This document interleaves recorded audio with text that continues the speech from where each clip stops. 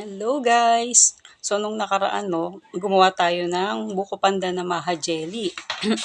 At dahil paborito nga to ng mga kids ko at ubus na kaagad yung maha jelly na buko pandan flavor, gagawa naman tayo ng ibang flavor. Try natin gumawa ng coffee at saka ng choco. Diba? Para maiba naman kasi favorite nila yung choco. Tapos ako naman gusto ko coffee.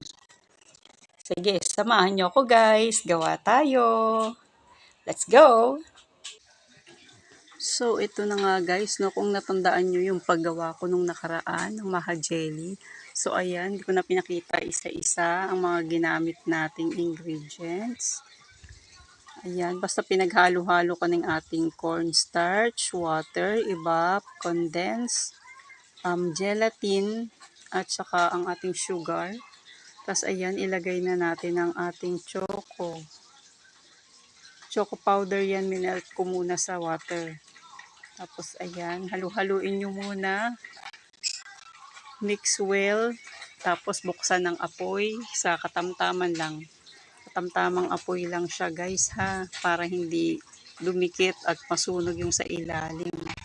After nyan, haluin na natin. Hanggang mag-well combine at medyo lumapot siya ng kaunti. Mag-thicken ng konti ang kanyang consistency. Tapos continuous halo-halo lang. At tikman natin guys para make sure na okay na yung lasa, katamtaman yung lasa, or gusto nyong matamis, or gusto nyong chocolatey or magatas. At saka tikman natin para sure tayo na yung cornstarch ay talagang luto na. So yan, halo-halo lang guys. Mix.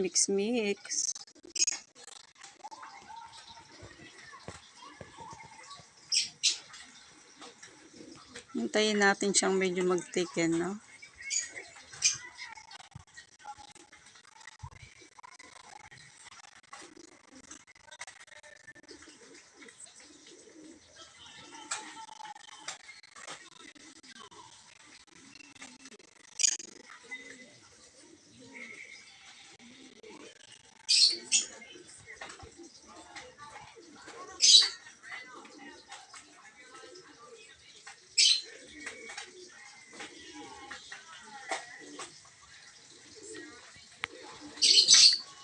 So, ayan kung napapansin nyo, medyo nag-iba na yung consistency niya, no?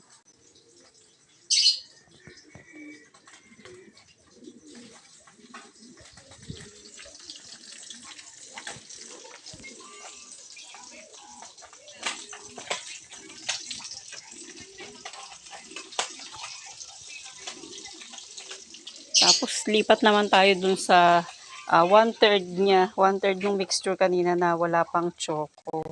Sinet aside ko siya.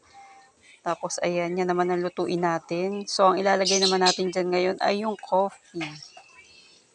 Ayan.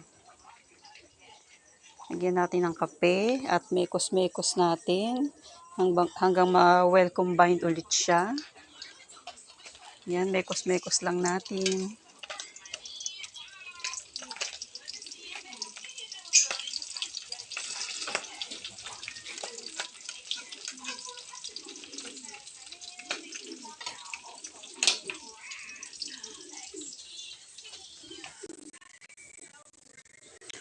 So yan, mekos-mekos hanggang sa medyo mag-thicken ulit ang kanyang consistency.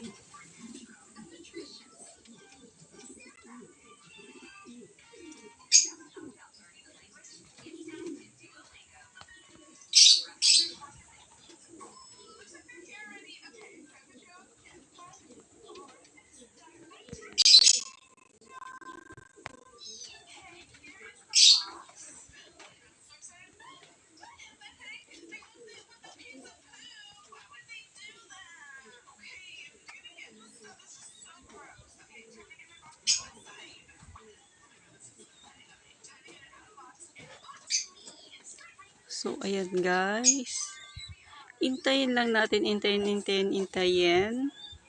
at may katagalan, 'di ba? Hindi ko pala naputol ang ating ano, hindi ko na-edit ang ating video. Medyo matagal siya ha.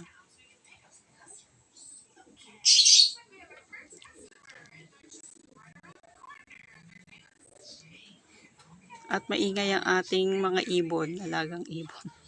Ang ating mga lovebirds. So, ayan.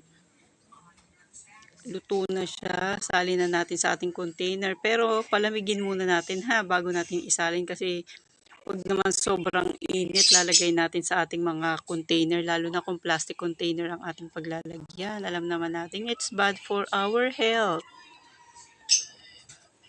So, yan. Ito naman yung choco. Isalin na rin natin.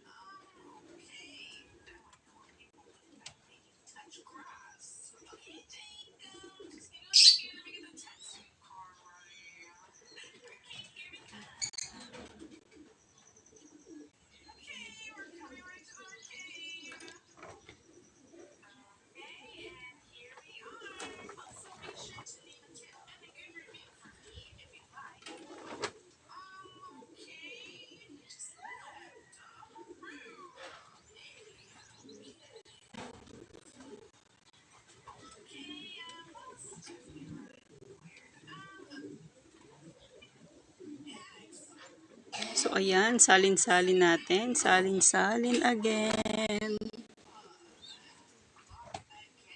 Lipat ulit natin sa ating hulmahan.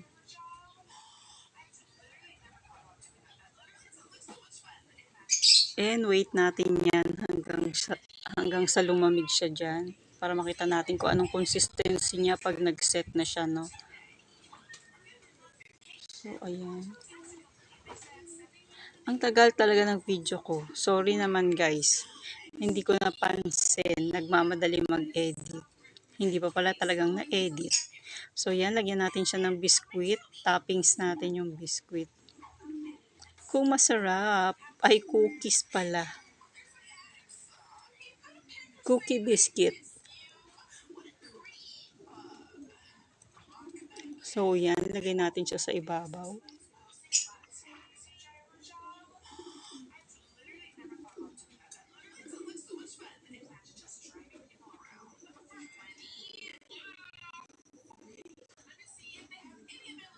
Ang itim ng kamay ng lola ninyo sa camera, no? Paggabi. Kakulay ng ating choco jelly. Diba? Ganyan pala ako kaitim paggabi. Wow. Hunyango. Nagbabago ng kulay. Paiba-iba ng kulay. Yan lola. So, ayan, ikalat natin para make sure na lahat ba lahat ng ayan, lahat ng bahagi niya ay malagyan. Para hindi lugi yung kakain ng, ay wala ako nito, bakit wala akong nakain cookies? Kala ko ba may cookies ito? Ganun. Reklamo, di ba? Reklamo to the max. Walang nakain cookies, walang nakitang cookies. Sa video lang meron, ganun. Pero pagdating sa bibig, walay. So, yan. Nakita pa rin pala ang pangalan ng ating cookies. Tinaob ko pa kanina, no? Sabay ngayon nakaharap din pala. Anyway, ang lola, nakalimot. So, maingay ang mga birdie sa ating background. Nagvo-voice over din sila. Hindi ko nga alam maintindihan ang pinagsasabi, ang pinagkukwento. Kwento-kwento ng mga birdie. Birdie ang mind. May ganon. So, yan, lagyan natin. Kalat natin.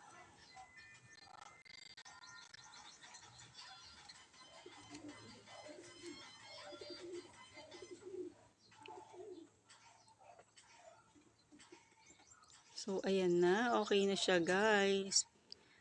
Wait na lang natin siya mag-set at lumamig. Tapos, lalagay natin siya sa ref para mas masarap. Masarap yan yung nag-yellow-yellow, parang ice cream.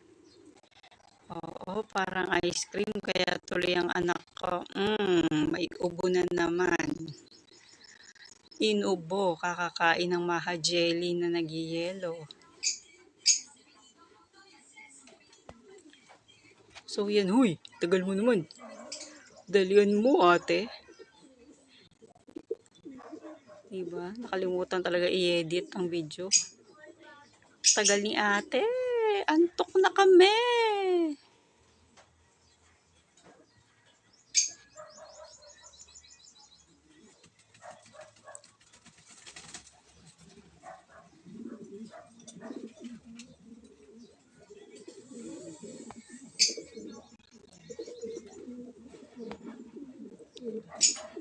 So, ayan na yan na yan na.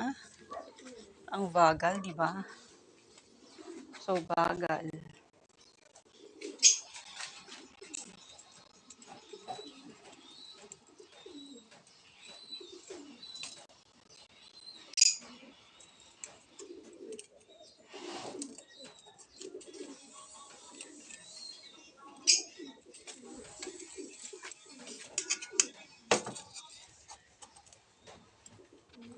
So, itong isa naman, yung ating coffee, lagyan naman natin siya ng caramel. Caramel syrup naman yung nilagay natin dyan. I love caramel. So, lagyan natin siya. Naku, parang ang tamis na naman ito. Puro matamis na naman siya. Lagot na naman tayo nito.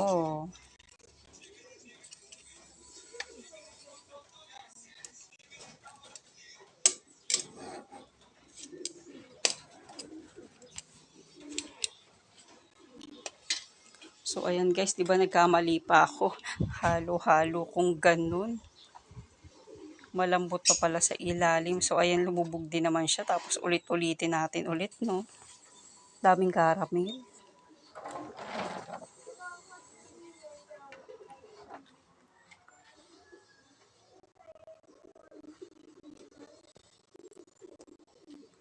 So, yan, ulit natin